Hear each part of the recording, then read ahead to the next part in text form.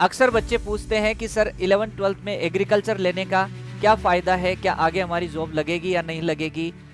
हमें लोग ताना मारते हैं कि एग्रीकल्चर में कोई स्कोप नहीं है। इवन कई बार वो बच्चे भी कह देते हैं जिन्होंने बीएससी एग्रीकल्चर कर ली और वो कहते हैं कि हम भी ऐसे ही घूम रहे हैं, हमारे को कुछ नहीं मिला। तो जानते हैं आज इसकी सच्चाई कि एग्रीकल्चर में जॉब है या नहीं, या कैसा है कंपटीशन। साथियों, सबसे पहले मैं बात करना चाहूंगा एग्रीकल्चर से 12th करने के बाद आप राजस्थान की दृष्टि से देखें तो एग्रीकल्चर सुपरवाइजर जैसे एग्जाम दे सकते हैं। इतना ही नहीं, इसके अलावा 12th के बाद आप 2 साल का डिप्लोमा कर सकते हैं, 2 या 2.5 साल का रहता है, जो कि AHDP के रूप में जाना जाता है, जिससे आप वेटनरी साइंस के अंदर एंटर कर सकते हैं। जी हाँ प्यारे साथियों, इसके द्वारा आप वेटनरी कंपाउंडर या LSI लाइव स्टॉक इंस्पेक्टर बन सकते हैं। और डिफरेंट स्टेट के अंदर ये डिप्लोमा प्रोग्राम अलग अलग तरीके से होता है और सभी स्टेट इसका एग्जाम भी ऑर्गेनाइज कराते हैं, जिससे गवर्नमेंट के अंदर जॉब लगती है। ऐसा ही राजस्थान में होता है LSI exam live stock inspector, जो डिप्लोमा करने के बाद आप दे सकते हैं और आप गवर्नमेंट जॉब पा सकते हैं। इतना ही नहीं, आप यदि 12th के बाद BSc एग्रीकल्चर करते हैं, इसके लिए एंट्रेंस एग्जाम लगता है जेट का राजस्थान के लिए, और ऑल इंडिया के लगता है CUET का एग्जाम।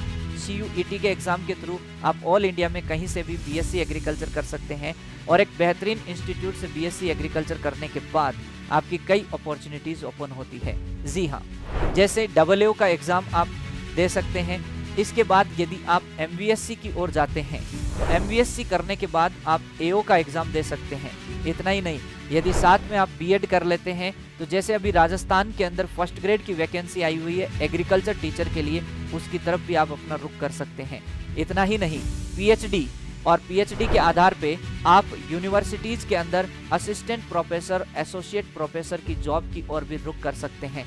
यही नहीं साथियों, अभी और सुनिए, IBPS AFO का एग्जाम जो है वो भी आप एग्रीकल्चर के माध्यम से भी जा सकते हैं। इसके अलावा आप नाबार्ड, इफ्को, फर्टिलाइजर कंपनियां हैं और भी बहुत सारे ऐसे स्कोप रहते हैं। लेकिन ध्यान ये रखें, आपने सब्जेक्ट चूज किया है तो इसके लिए आपको मेहनत भी बेहतरीन करनी होगी। इस मेहनत की शुरुआत होती है सबसे पहले जेट एग्जाम या CUET एग्जाम से।